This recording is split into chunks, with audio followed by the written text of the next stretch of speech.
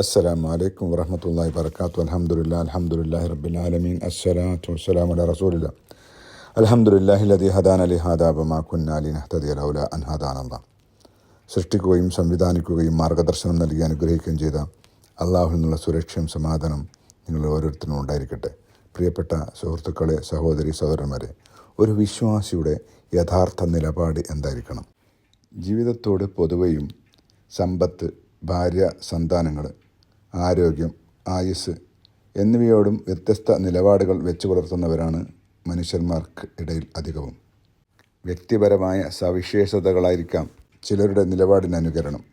തങ്ങൾ അടിസ്ഥാനമായി സ്വീകരിച്ച ജീവിത വീക്ഷണവും അവർ വിശ്വസിക്കുന്ന പ്രത്യയശാസ്ത്രമോ എന്തിൻ്റെ ഇസമോ അതായിരിക്കാം ഒരുപക്ഷെ അവരുടെ നിലപാടിന് നിദാനം. അല്ലാഹു സുബ്ഹാനഹു വ തആല പറയുന്നത്, വല്ലദീ ജഅലക്കും ഖലായിഫ ഫിൽ അർള് വറഫഅ ബഅദക്കും ഫൗക ബഅദിൻ ദർജാത്ത് ലിയബ്ലുവക്കും ഫീമാ ആതാക്കും ഇന്ന റബ്ബക സരീഉൽ ഇഖാബ് വ ഇന്നഹു ലഗഫൂറുർ റഹീം.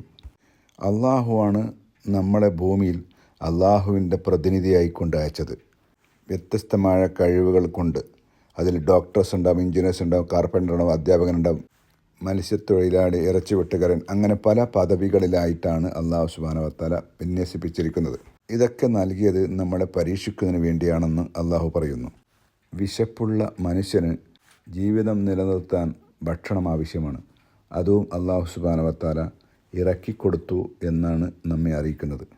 സ്വന്തം കരങ്ങൾ കൊണ്ട് സൃഷ്ടിച്ച അള്ളാഹുവിനറിയാം എന്താണ് നമ്മൾക്ക് അനുവദീയമായത്, എന്താണ് നമ്മൾക്ക് പാടില്ലാത്തത് എന്ന്. അതുകൊണ്ട് കൃത്യമായ നിർദ്ദേശവും നൽകി ഇന്നത് കഴിക്കാൻ പാടില്ല എന്ന്.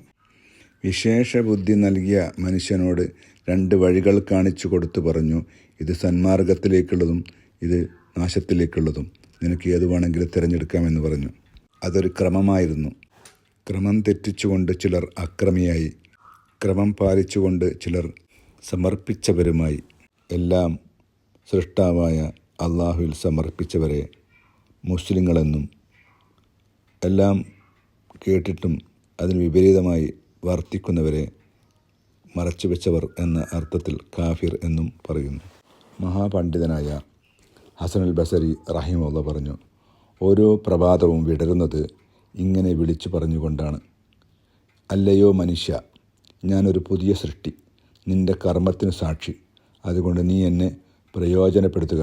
ഞാൻ പോയിക്കഴിഞ്ഞാൽ അന്ത്യനാൾ വരെ തിരിച്ചു വരാൻ പോകുന്നില്ല. സമയത്തെക്കുറിച്ചാണ് പറഞ്ഞത്. സമയമാണ് ജീവിതം. മേൽപോട്ടെടുത്ത ശ്വാസം കീഴ്പോട്ട് വരാതിരുന്നാൽ നിന്നു പോകുന്നതാണ് നമ്മുടെ ഈ ഭൂമിയിലുള്ള ജീവിതം.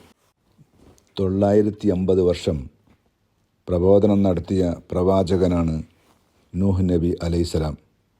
അദ്ദേഹത്തോട് മലക്കുൽ മൗത്ത് മരണാസമയത്ത് ചോദിച്ചു, താങ്കൾക്ക് ഈ ലോകത്തെ ഐഹിക ജീവിതത്തെപ്പറ്റി എന്തു തോന്നുന്നു? നൂഹ് നബി അലൈഹിസ്സലാം പറഞ്ഞു, 2 കവാടമുള്ള വീട് പോലെയാണിത്. ഒരു കവാടത്തിലൂടെ ഉള്ളിലേക്ക് കടന്നു, മറ്റേ കവാടത്തിലൂടെ പുറത്തേക്ക് വരുന്നു. എത്ര കാലം ജീവിച്ചാലും കുറഞ്ഞ കാലമേ ജീവിച്ചിട്ടുള്ളൂ എന്നാണ് മനുഷ്യർക്ക് തോന്നുക. 350 വർഷക്കാലത്തോളം ഗുഹയിൽ താമസിച്ച ആളുകൾ അള്ളാഹു വീണ്ടും ജീവൻ നൽകിയപ്പോൾ പട്ടണത്തിൽ പോയി ഭക്ഷണം വാങ്ങാൻ ശ്രമിച്ച സമയത്ത് അവരോട് ചോദിച്ചു, താങ്കൾ എത്ര കാലമായി? അപ്പോൾ അവർ പറഞ്ഞു, അല്പസമയമാണ് ഞങ്ങൾ ഉറങ്ങിയതെന്നായിരുന്നു. ഏതവസ്ഥയിലായാലും വിശ്വാസിക്കുണ്ടാവേണ്ട നിലപാട് അള്ളാഹു തന്നെ നമ്മോട് പറയുന്നുള്ളൂ. ഇന്നല്ലദീന ഖാലൂ റബ്ബുന അല്ലാഹ് സുമ്മസ്തഖാമു തതനസ്സലു അലൈഹിമുൽ മലായികത്തു അല്ലാ തഖാഫു വലാ തഹ്സനു.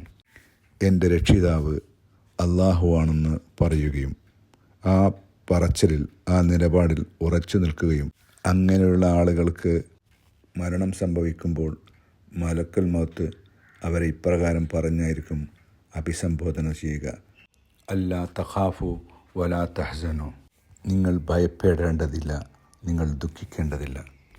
നിങ്ങൾക്ക് അള്ളാഹുവിൻ്റെ സ്വർഗത്തിലേക്കുള്ള ക്ഷണവുമായിട്ടാണ് ഞങ്ങൾ വന്നിരിക്കുന്നത്. അത്തരം ആളുകളുടെ കൂട്ടത്തിൽ അള്ളാഹു നമ്മെ ഓരോരുത്തരെയും ഉൾപ്പെടുത്തുമാറാകട്ടെ. അസ്സലാമു അലൈക്കും വറഹ്മത്തുള്ളാഹി വബറകാതുഹു.